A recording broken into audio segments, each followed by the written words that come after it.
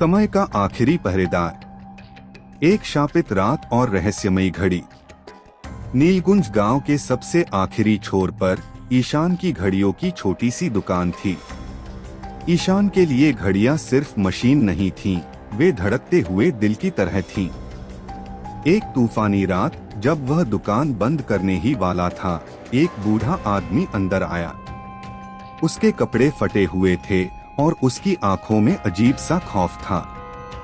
उसने बिना कुछ बोले एक लकड़ी का डिब्बा मेज पर रखा और गायब हो गया। ईशान ने जैसे ही डिब्बा खोला, उसके अंदर से एक नीली रोशनी निकली। वह एक सुनहरी जेब घड़ी थी, लेकिन उसमें 12 अंक नहीं बल्कि ब्रह्मांड के नक्षत्र बने थे। सबसे डरावनी बात, उसकी सुइयां स्थिर नहीं थीं, वे पागलों की तरह पीछे की ओर भाग रही थीं। जैसे ही ईशान ने उसे ठीक करने के लिए छुआ, पूरी दुकान एक तेज भंवर में बदल गई। हवा में घड़ियां तैरने लगीं और अचानक सन्नाटा।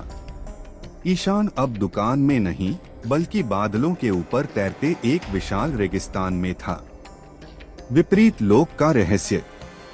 ईशान खड़ा हुआ, उसके पैरों के नीचे की रेत ठंडी नहीं बल्कि गर्म लावा जैसी महसूस हो रही थी।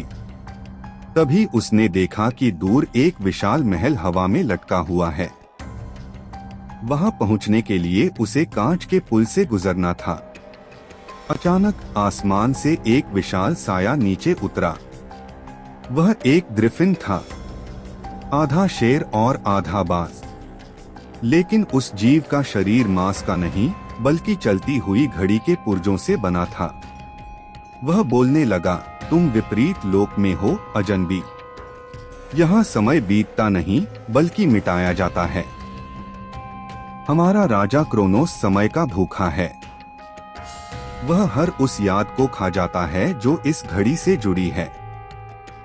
ईशान को समझ आया कि वह बूढ़ा आदमी कोई और नहीं बल्कि क्रोनोस का पिछला कैदी था। अगर ईशान ने 10 मिनट के भीतर उस महल के समचक्र को नहीं रोका, तो उसकी अपनी दुनिया का सारा समय हमेशा के लिए थम जाएगा। विस्मृति की घाटी। ईशान और वह घड़ीनुमा जीव आगे बढ़े। उन्हें विस्मृति की घाटी पार करनी थी। यहाँ का नियम क्रूर था।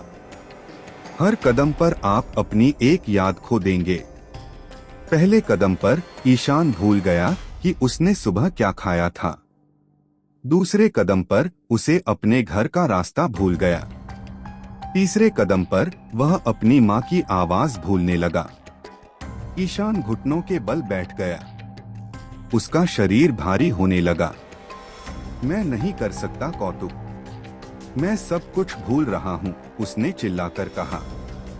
कौतुक ने अपनी यांत्रिक आवाज में कहा, यादों को दिमाग में नहीं दिल में रखो ईशान। वो घड़ी सिर्फ समय नहीं दिखाती, वो तुम्हारी आत्मा की धड़कन है। ईशान ने घड़ी को अपने सीने से लगाया। अचानक घड़ी से उसकी माँ की लोरी गूंजने लगी। उस आवाज ने एक सुरक्षा कवच बनाया और वह घाटी पार कर गया। क्रोनोस का महल और अंतिम संघर्ष। महल के केंद्र में क्रोनोस खड़ा था, एक 20 फीट लंबा राक्षस जिसका चेहरा एक टूटते हुए आईने जैसा था। उसके चारों ओर काला धुआं मंडरा रहा था। तो पहरेदार आ ही गया।